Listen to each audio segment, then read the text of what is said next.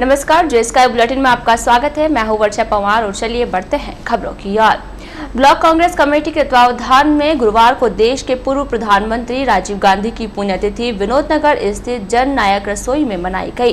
Corona संक्रमण के दौरान घोषित लॉकडाउन के कारण सार्वजनिक समारोह के बजाय यहां पर एक सादे समारोह के तहत सोशल डिस्टेंसिंग की पालना करते हुए पदाधिकारियों तथा कार्यकर्ताओं ने स्वर्गीय राजीव गांधी के चित्र पर माल्यार्पण करते हुए उन्हें भावांजलि अर्पित की।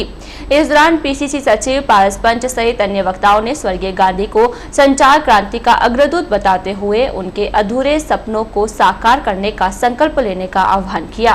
कार्यक्रम के दौरान ब्लॉक अध्यक्ष सोहन मेवाड़ा, सीपी शर्मा, कल्पना भटनागर, पुष्पांजलि पारिक, बीआर सेन, राजन तुनगरिया, गिरधारी लाल पोपावत, अनिल प्रजापत तथा अशोक पंडित सहित अन्य कांग्रेस जन उपस्थित थे।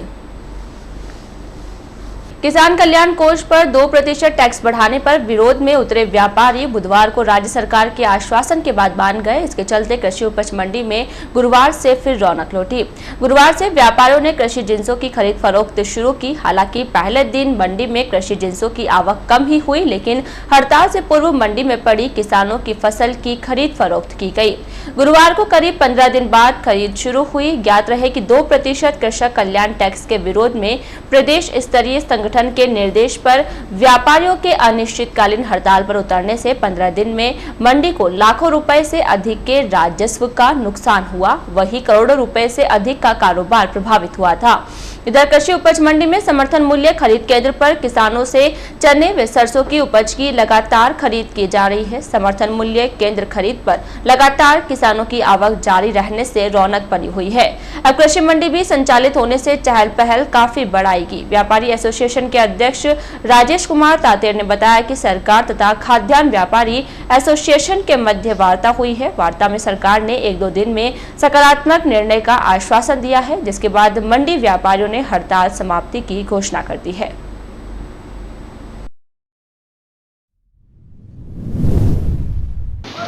राजस्थान खाद्य व्यापार संघ के आह्वान पे 5 मई से 2% टैक्स लगने के कारण सारी राजस्थान की 247 मंडियां हड़ताल पे थी।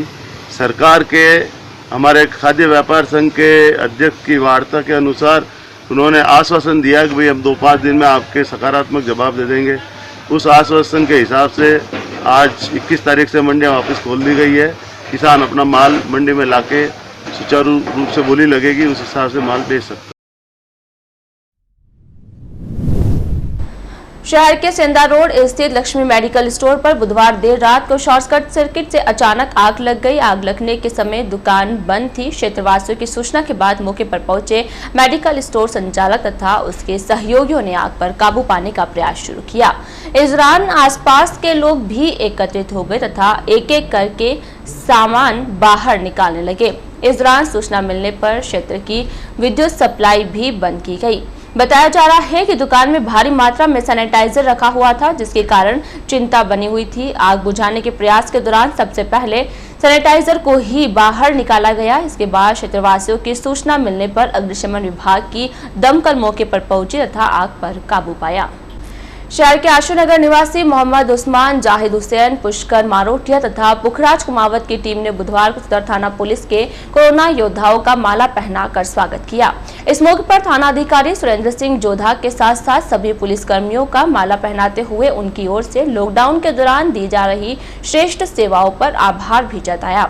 इस दौरान पूर्व उप सभापति जयसिंह राजपुरोहित, पूर्व पार्षद विनोद खाटवा व सामाजिक कार्यकर्ता पप्पू पहलवान तथा जयसिंह का भी माला पहनाकर स्वागत किया गया। अंत में थानाधिकारी जोधा ने सभी का आभार जताते हुए आशुनगर के निवासियों को ईद की मुबारकबाद दी। राजकीय अमृतकोर चिकित्सालय के सभी वार्डों में अब सेंट्रल ऑक्सीजन सिस्टम लगेगा। इसके लिए सरकार की ओर से दिल्ली की प्राइवेट लिमिटेड कंपनी से करार किया है। सिस्टम लगाने को लेकर कंपनी तथा अस्पताल प्रशासन की ओर से तैयारियां शुरू कर दी गई है। गुरुवार को कंपनी की एक 3 सदस्यीय टीम इंजीनियर उमेश कुमार के नेतृत्व में एकेश पहुंची। टीम में शामिल वरुण, लोकेंद्र तथा राकेश आदि ने अस्पताल के CCU, male medical, female medical सहित अन्य वार्डों का सर्वे करते हुए सिस्टम लगाने की रूपरेखा तैयार की। एकेश के हेल्थ मैनेजर सिद्धांत जोशी ने बताया कि कंपनी की टीम ने गुरुवार को सर्वे का कार्य पूरा कर लिया है। शीघ्र ही ऑक्सीजन का सेंट्रल सिस्टम लगाने का कार्य शुरू कर दिया जाएगा। सिस्टम चालू होने के बाद मरीज को बेड पर ही ऑक्सीजन सुविधाजनक रूप से उपलब्ध हो सकेगी। इसके बाद सिलेंडर की जरूरत नहीं होगी। आज यूनिसी इंडिया प्राइवेट लिमिटेड कंपनी के द्वारा उनके इंजीनियर्स और उनकी टीम अस्पताल में पहुंची है। इनके द्वारा अस्पताल में विभिन्न वार्डों में इनका सर्वे किया गया है और सर्वे पूर्ण हो चुका है लगभग, और बहुत जल्द इनका अस्पताल में ऑक्सीजन की सप्लाई का काम सेंट्रल प्लांट जो है वो शुरू कर दिया जाएगा। शहर के चांगेट बाहर स्थित शांति टावर की दुकानें खोलने की अनुमति देने की मांग को लेकर शांति टावर दुकानदार संघ ने एसडीएम जसमीत सिंह संधू को ज्ञापन दिया। ज्ञापन में दुकानदारों ने बताया कि सभी व्यवसायी लॉकडाउन के नियम के अनुसार ही दुकान खोल रहे हैं, लेकिन पुलिस द्वारा उनकी दुकानें बंद करवा दी जाती है, जबकि ब्यावर शहर के सभी market, India tower, Khatri market, Mangal plaza तथा मंगल मार्केट आदि खुले हुए हैं। वहीं सभी मार्केट्स के खुले होने के बावजूद बेवजह पुलिस की ओर से मात्र शांति टावर ही बंद करवाकर यहां के दुकानदारों को परेशान किया जा रहा है, जिसके कारण संकट की इस घड़ी में 2 माह बाद मिली प्रशासनिक स्वीकृति के बाद भी दुकानदार अपना काम धंधा नहीं कर पा रहे हैं। ज्ञापन में बताया गया है कि शांति टावर मॉल नई मार्केट है। दुकानदारों ने एसडीएम से मार्केट का मौका मुआयना कर उनकी दुकानें व्यवस्थित रूप से खुलवाने की मांग की है, ताकि दुकानदारों को कोई परेशानी नहीं हो। ज्ञापन देने के दौरान सुरेश कोयल, संदीप वैष्णव, चित्तराम वैष्णव, मनोज बालोटिया, नीरज आसवानी, डालाराम, घनश्याम कुमावत, दीपक, दिलीप सिंह, अर्जुन, मनोज बालोटिया, नितिन डांगी तथा प्रताप सिंह सहित बड़ी संख्या में दुकानदार शामिल थे। शांति टावर के अलावा सभी मॉल्स खुले हैं, जिसमें कि आपके इंडिया टावर है और खत्री मार्केट है, इवन सिटी थाने के सामने के भी मॉल्स खुले हैं। तो शांति टावर को बंद कराने का क्या उद्देश्य है? मंगल टावर है, मंगल टावर भी खुला है, सिर्फ शांति टावर को बंद कराया गया है। तो हमने एसडीएम साहब को ज्ञापन दिया है कि हमें भी सभी मार्केट की तरह खोलने की अनुमति दी जाए। राजस्थान प्रदेश कांग्रेस कमेटी अनुसूचित जाति विभाग अजमेर की ओर से गुरुवार को देश के पूर्व प्रधानमंत्री स्वर्गीय राजीव गांधी की पुण्यतिथि मनाई गई। जिलाध्यक्ष मेघराज बोहरा के सानिध्य में मनाई गई पुण्यतिथि के दौरान उपस्थित कांग्रेस जनों ने स्वर्गीय गांधी को श्रद्धासुमन अर्पित किए। इस दौरान विभिन्न वक्ताओं ने स्वर्गीय गांधी को युग दृष्टा तथा संचार क्रांति का जनक बताते हुए उनके द्वारा किए गए कार्यों को याद किया। इस दौरान उपस्थित सभी ने स्वर्गीय गांधी के अधूरे सपनों को पूरा करने का संकल्प लिया। कार्यक्रम के दौरान नेमीचंद राठौड़, मुकेश प्रजापति, धर्मेंद्र बारिया, पुष्कर नारायण, पप्पू पहलवान, जितेंद्र सेन, माणकचंद बोहरा, संपत्ति बोहरा, लोकेश बोहरा, नाथूलाल छत्रावत, खेमचंद चौरोटिया सहित अन्य कांग्रेस जन उपस्थित थे। राजकीय अमृतकोट चिकित्सालय के मदर चाइल्ड विंग में गुरुवार को ऑपरेशन के दौरान एक गर्भवती ने एक मृत बच्ची को जन्म दिया। परिजनों को जब इसकी जानकारी हुई तो उन्होंने महिला चिकित्सकों पर लापरवाही बरतने का आरोप लगाते हुए अस्पताल में हंगामा मचा दिया। इस दौरान शहर की नारी शक्ति मंच की पदाधिकारी तथा कार्यकर्ता भी अस्पताल पहुंच गई तथा चिकित्सकों के सामने अपना विरोध दर्ज कराते हुए उन पर लापरवाही का आरोप लगाते हुए बच्ची की मौत का जिम्मेदार ठहराया।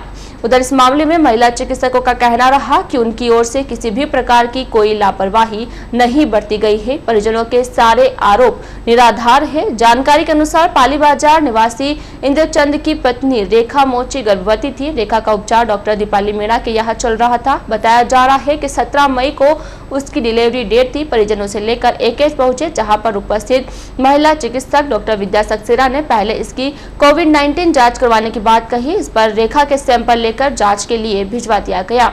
बताया जा रहा है कि बुधवार को दोपहर बाद आई जांच रिपोर्ट में रेखा कोरोना नेगेटिव आई। इस दौरान रेखा की हालत सामान्य बताई जा रही थी।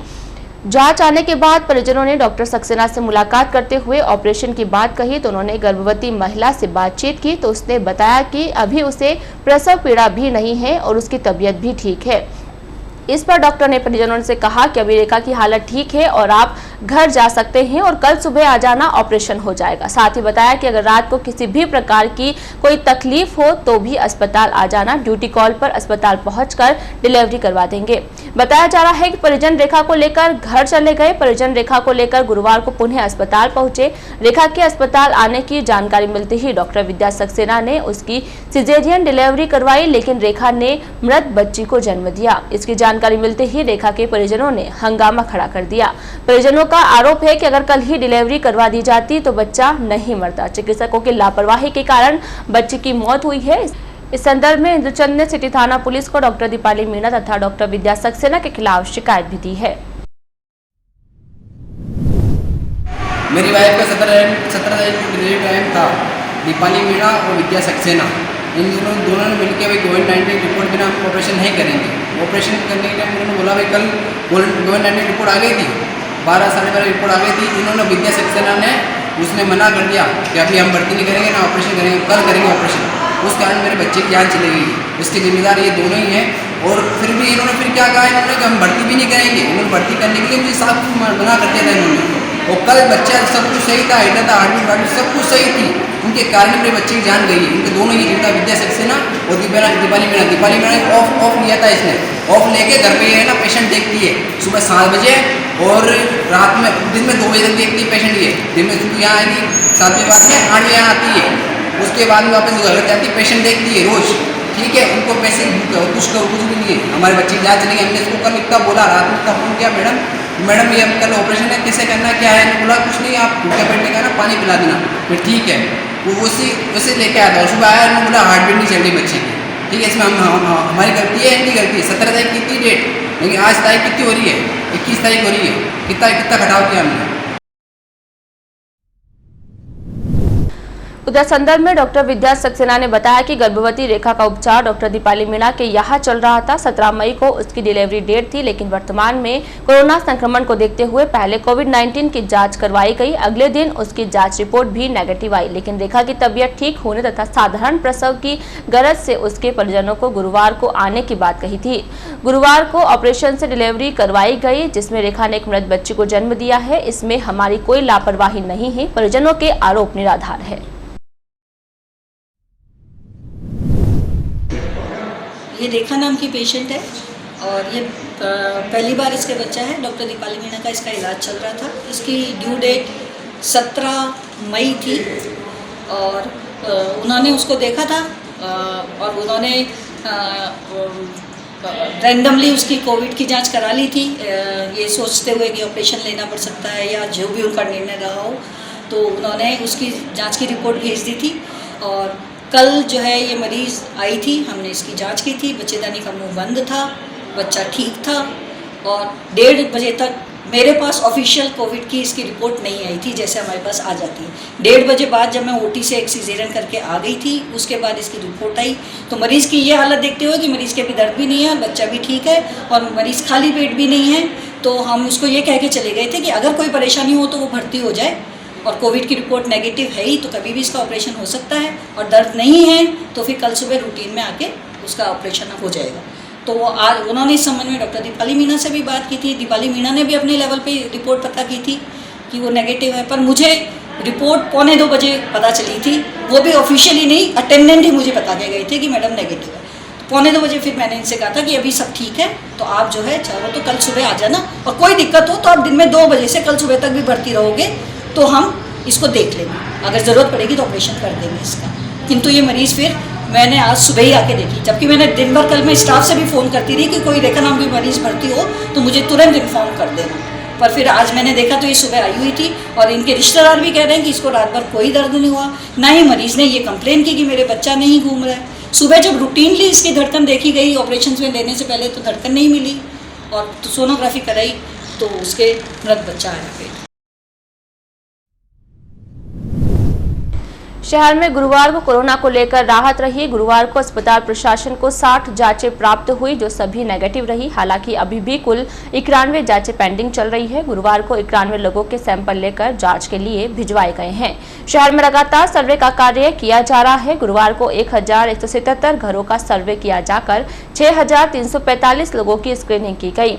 एक एचपीएमओ डॉक्टर आलोक श्रीवास्तव के अनुसार लॉज हवेली में 31 तथा जैन जवाहर भवन में गुरुवार को 5 नए लोगों के साथ कुल 29 लोग क्वारंटाइन में चल रहे हैं। इसी प्रकार गुरुवार को 41 लोगों को होम क्वारंटीन किया गया है और 1,322 लोगों ने 14 दिन की तथा 711 लोगों ने 28 दिन की क्वारंटीन अवधि पूरी कर ली है। एकेएच के आइसोलेशन वार्ड की बात करें तो वार्ड में कुल 5 संदिग्ध भर्ती है।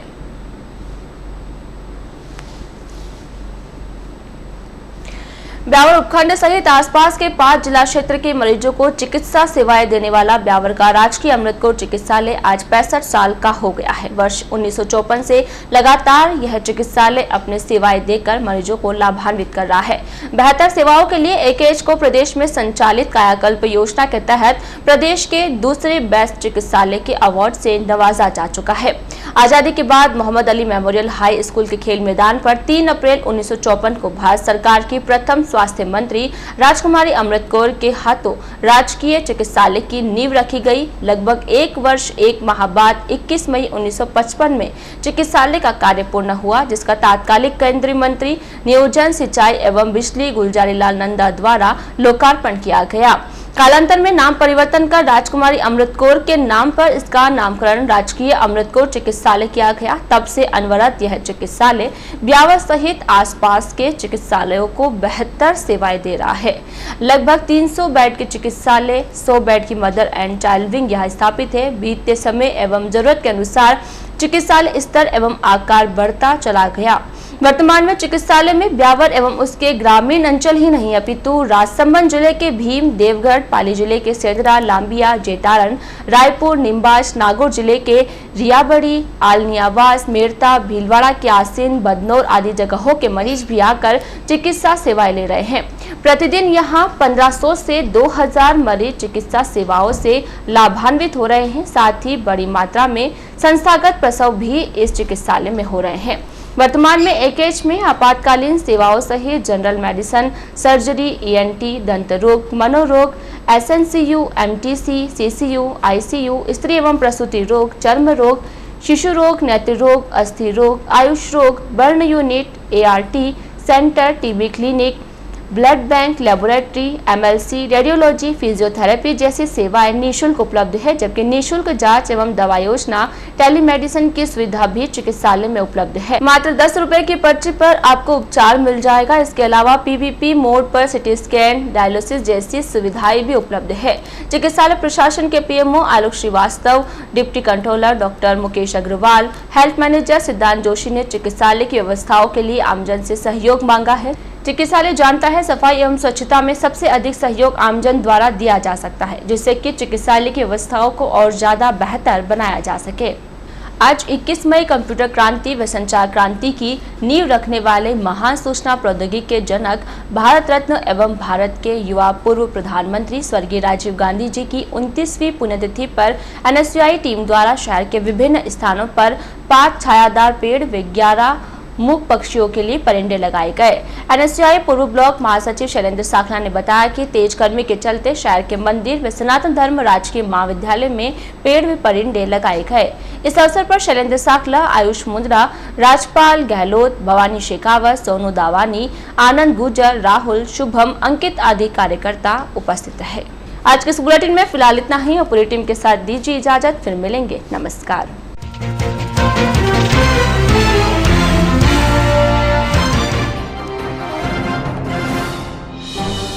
पूर्व पीएम स्वर्गीय राजीव गांधी की पुण्यतिथि पर अर्पित की भावांजलि, कांग्रेस जनों ने अर्पित किए श्रद्धासुमन।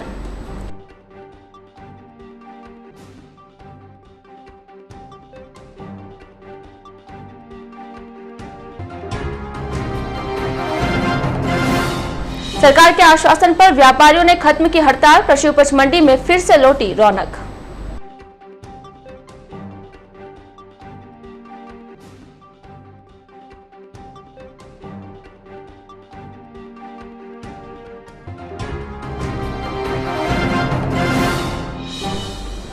ऑपरेशन के दौरान गर्भवती महिला ने दिया मृत बच्चे को जन्म, डॉक्टर पर लापरवाही के आरोप के साथ परिजनों ने मचाया हंगामा।